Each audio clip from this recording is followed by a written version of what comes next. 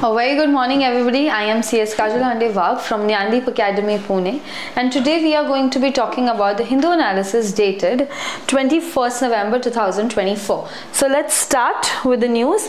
The first one that we will be discussing is Maharashtra exit polls, a very interesting and a looking forward topic.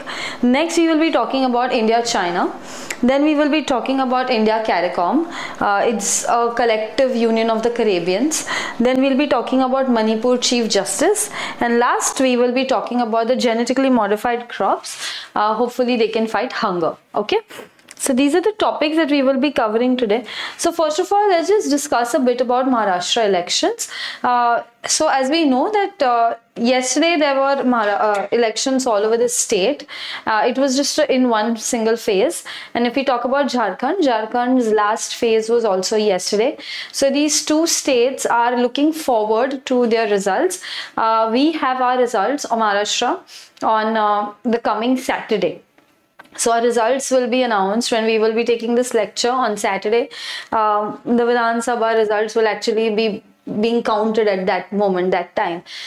So yes, if we talk about the voter percentage, it has turned out to be a lot. Much better, especially than the last term.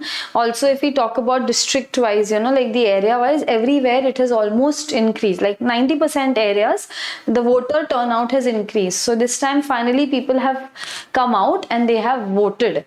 Then if we talk about the exit polls, now the exit polls seem to be very dicey. As you all can see here, there are various agencies who, if we talk about Maharashtra, they have given a lead to Mahayuti.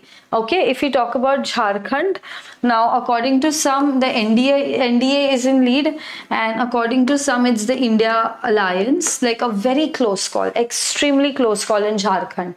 And if we talk about Maharashtra, similarly, if you all must have seen the news yesterday, or if not, then you all can see it here. It's an extremely close call even in Maharashtra. Like anything can happen.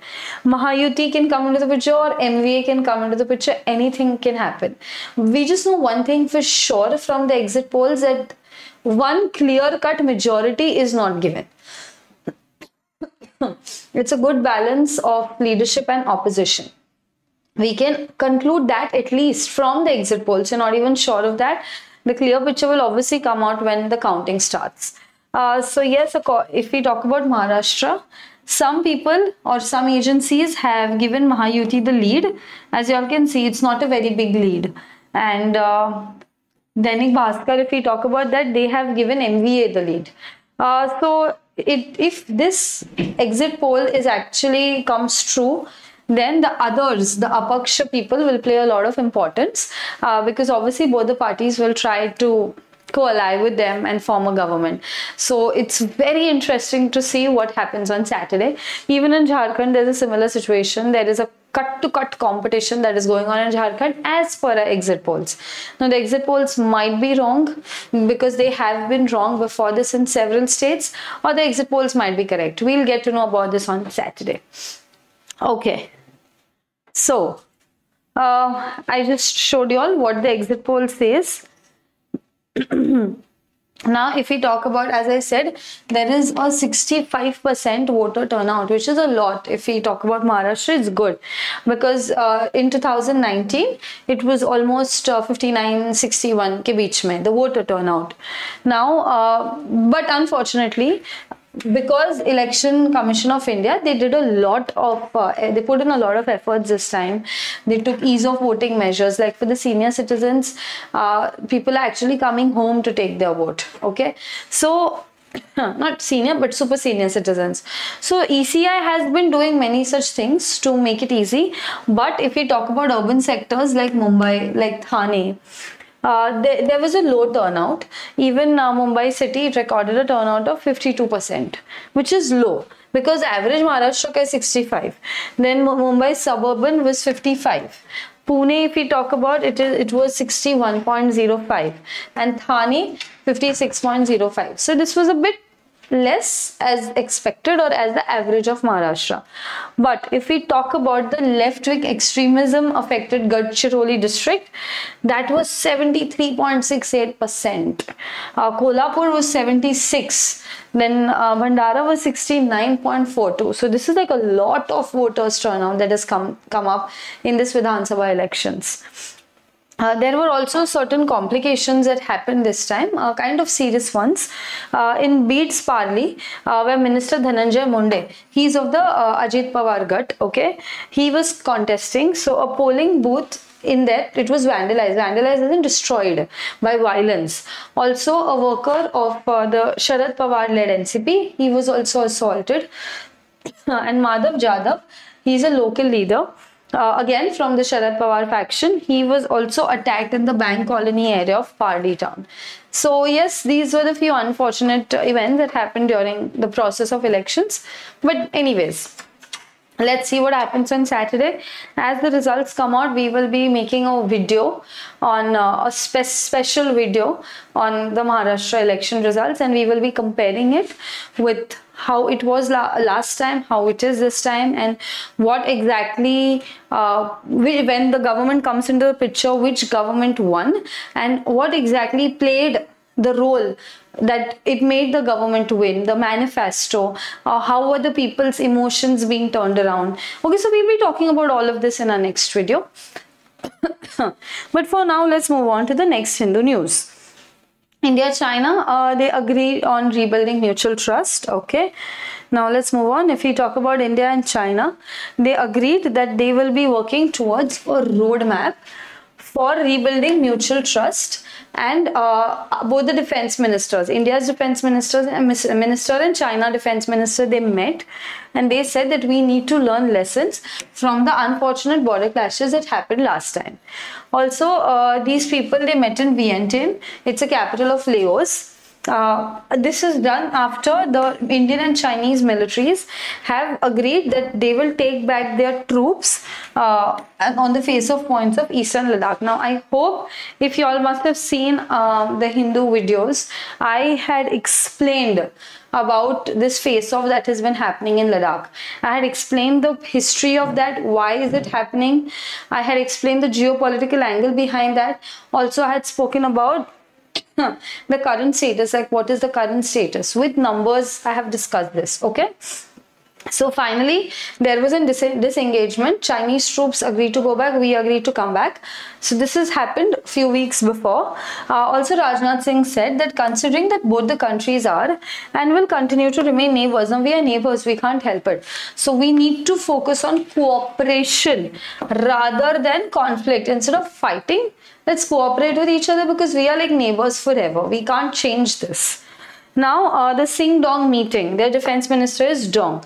It took place where, because right now there is a 10-nation Asian grouping and some of its dialogue partners, there is a conclave going on in Ga. So this thing took place on the sidelines of this Asian grouping. Now, Mr. Singh, he began his 3-day visit to Vientiane on Wednesday, and his main aim was to attend the Asian Defense Ministers meeting, plus this is the full form, this is the short form, ADMM plus. Now what is this ADMM? Asian Defense Ministers meeting plus. Now, as I just mentioned, there was this 10 grouping ka Asian conference. So in that conclave ke sidelines, this one-on-one bilateral meeting happened of China and India. Now, his main aim that he went there for this, that this is the defense meeting that has been going on. Now, what is exactly ADMM plus? Let's look into that. Okay, so it is a platform for the Asian countries. Okay, now who are the Asian countries? We've also covered about what Asian countries are and what do they do. So it's Brunei, Cambodia, Indonesia, Laos, Malaysia, Myanmar, Philippines, Singapore, Thailand and Vietnam. Okay, this is a group of Asian, and they also have 8 dialogue partners. If you all must have seen the video before, you all know what dialogue partners are, because I think last week itself I spoke about this, or last week.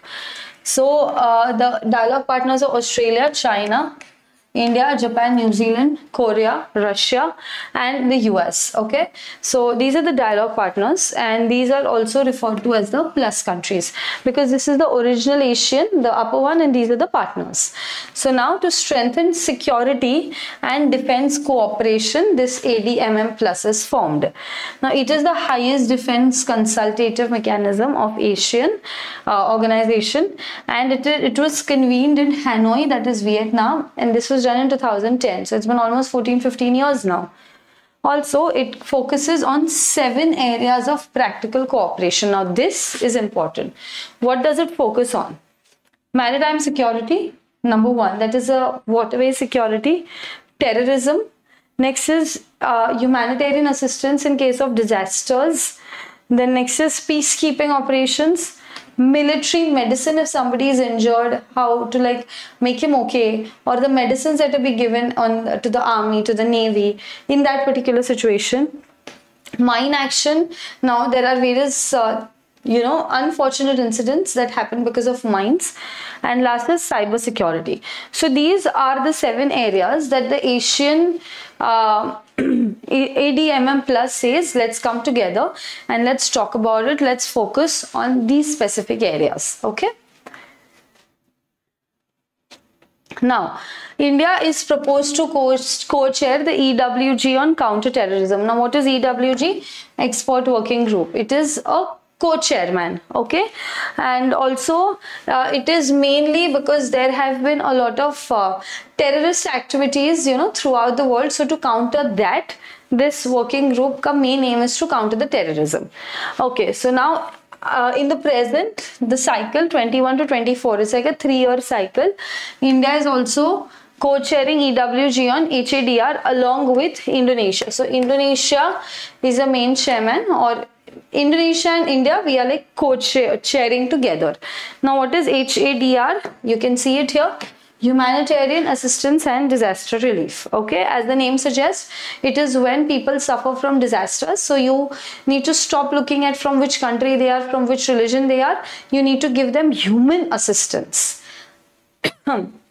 India also said that we need to talk about peace. We need to talk about global safety. Let everyone grow in their own eras.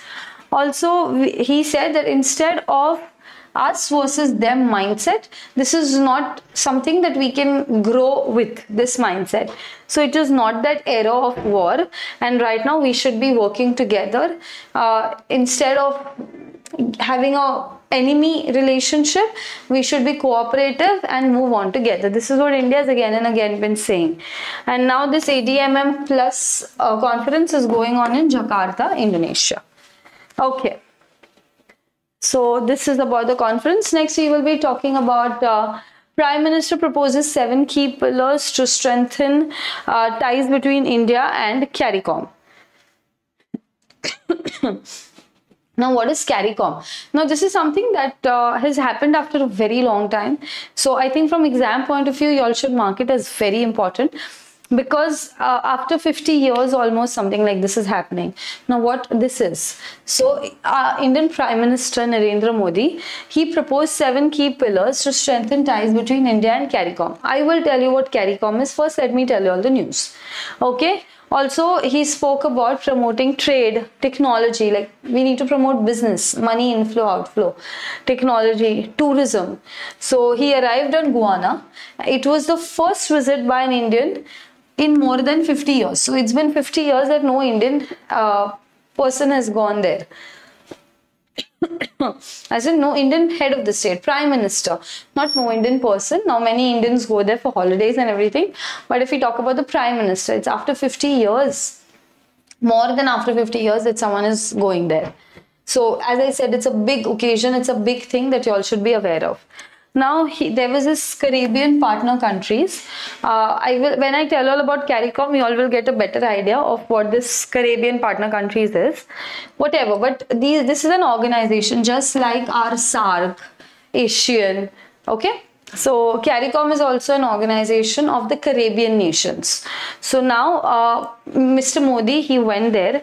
He discussed the ways that how can we become better, especially in case of economic cooperation like trading, then food security, health, technology, tourism. In all of these, how can we become better?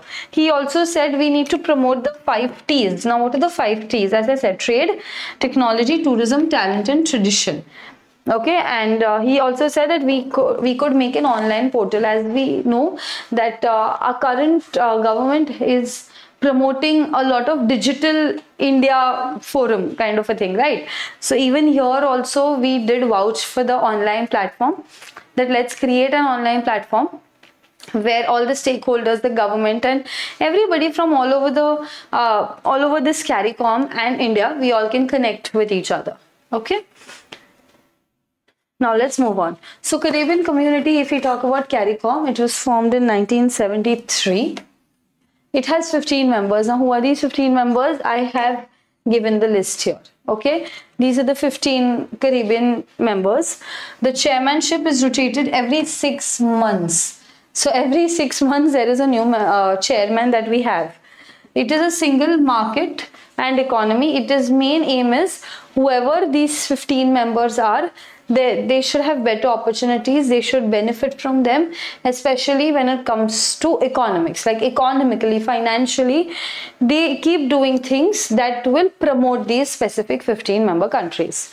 Okay. If we talk about the government of India, it has funded 1.66 million US dollars for what? For IT promotion of infrastructure, computer software. Okay, so for all of this, we have contributed a huge amount to them. Also, if we talk about the disaster relief, so we have provided an immediate assistance when the disaster happened. We provided 1 million US dollars to recover the destruction that was caused by the Hurricane Dorian in the region, and the worst hit island, it was Bahamas. Now Bahamas is a place which is frequently visited by many people, even Indians. It is one of the hot spot of tourism all over the world. India also said that we are giving 14 million US dollar grant for community development project, and also more 150 million credit for the various solar energy, renewable energy related projects. So India has been playing such a major role, and India has been excuse me, India has been granting all this money, helping in times of need. So yes, we are trying to better our relations with CARICOM member countries as well.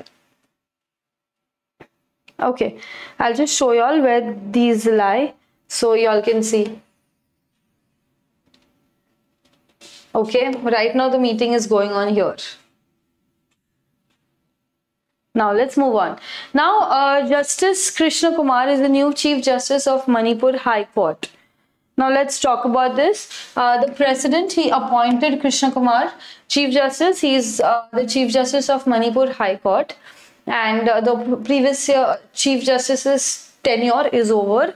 Now Justice Mridul, he retires, and the Supreme Court Collegium that was headed by our Chief Justice, our new Chief Justice, that is Sanjeev Khanna, he had recommended the name of Krishna Kumar.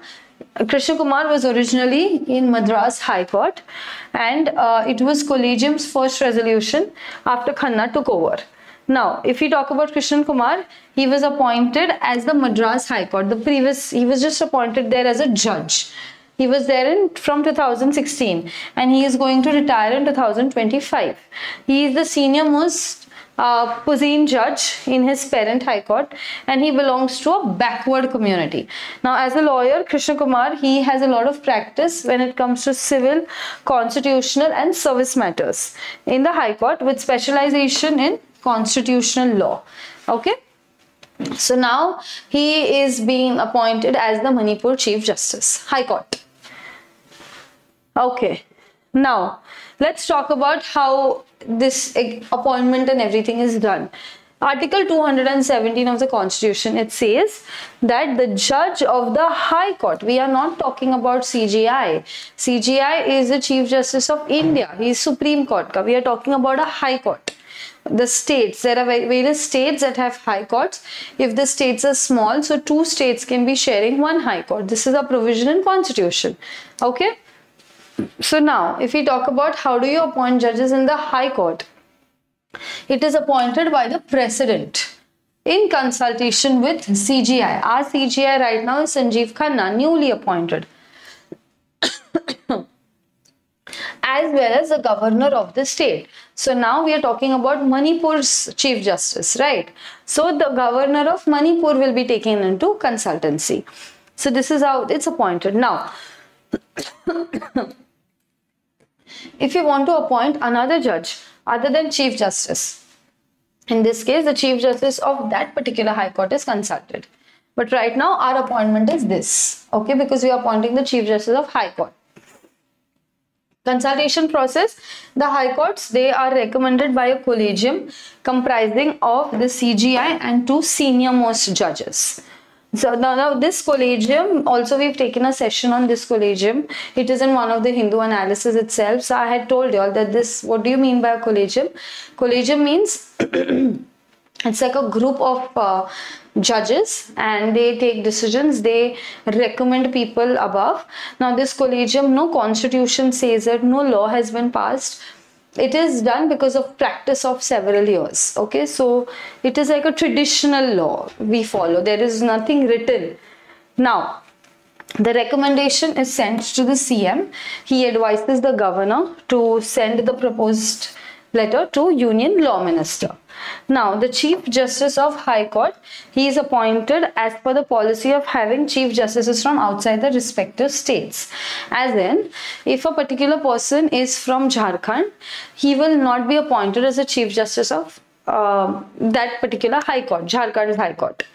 If someone is from Maharashtra, he will not be appointed as the Maharashtra High Court ka Chief Justice. So this is like a respective different states. So this guy, he has been appointed as a Chief Justice of Manipur, whereas he is actually from he was previously working in Madras High Court, but right now he is appointed as a Chief Justice of Manipur. So same states cannot be created. Okay, like if the person is from the same state, he cannot be appointed as a Chief Justice of that High Court of the same state. Got it? Okay. Now let's move on. Last topic of the day. GM crops can help fight hunger depending on the farming method. Now, what are GM crops? GM crops, this is genetically modified. Now, this is important from mains point of view. Okay, if we talk about answer writing or whatever, but especially why is this important from mains point of view?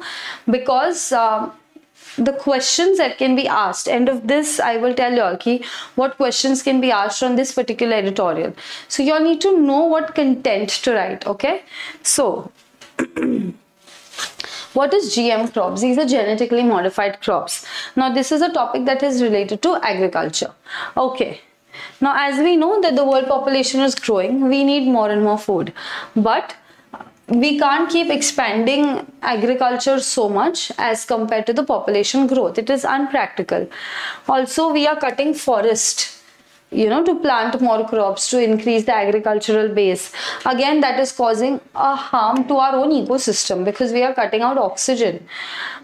We are dousing fields with pesticides, like, you know, to get fast results. We are like splashing pesticides, insecticides all over.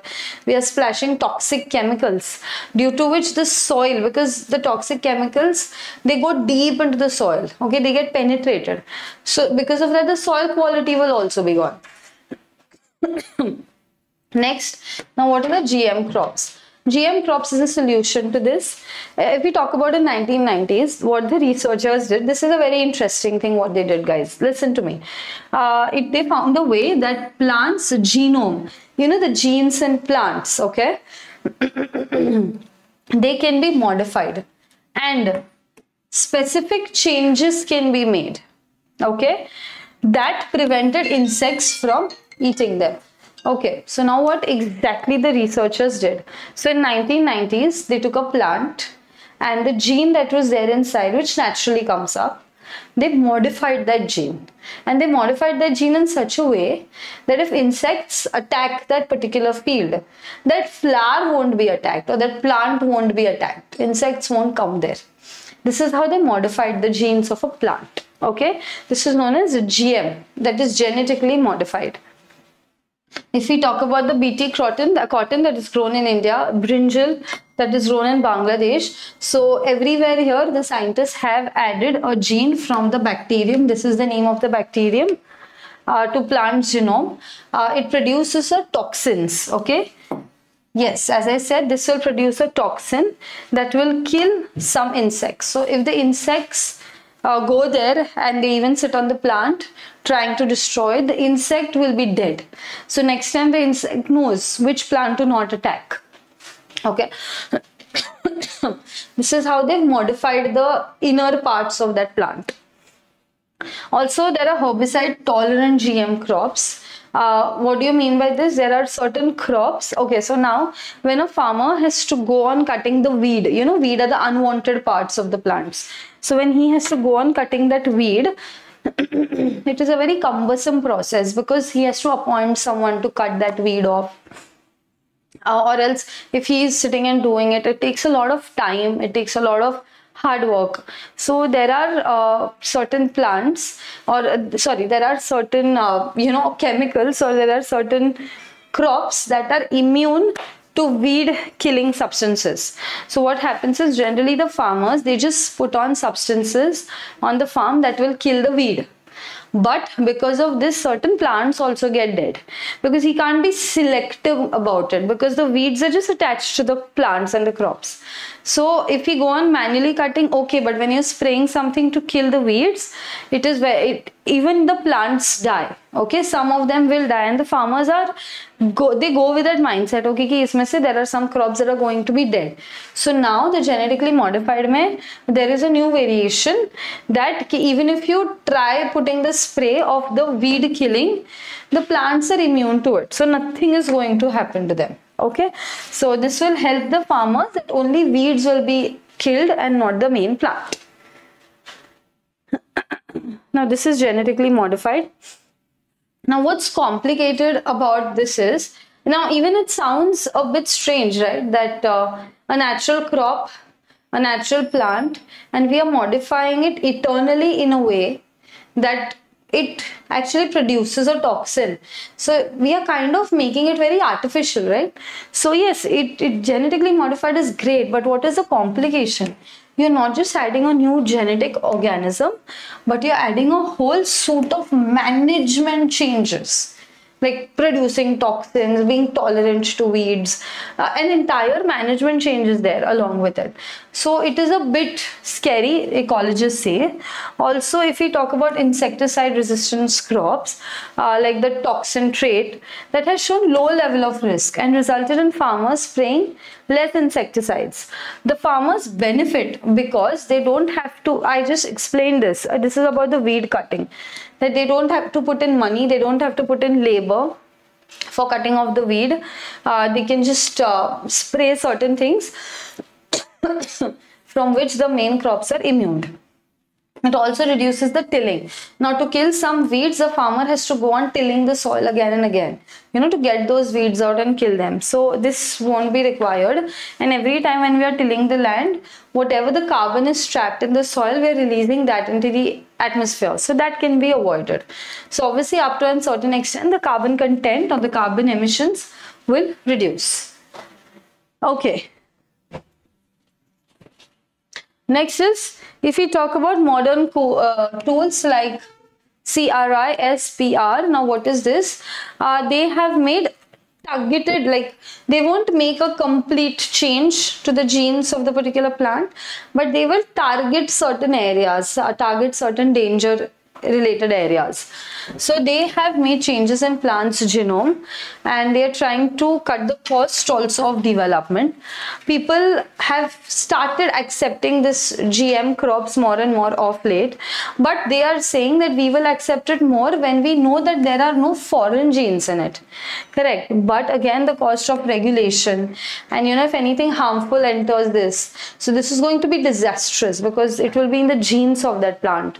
So this is like something people should not do it only for profit, but right now there is so much expenses in this research, even research of GM, that it's not possible for everybody to enter this market and give it to us in a very legit manner, in a very unadulterated, pure manner.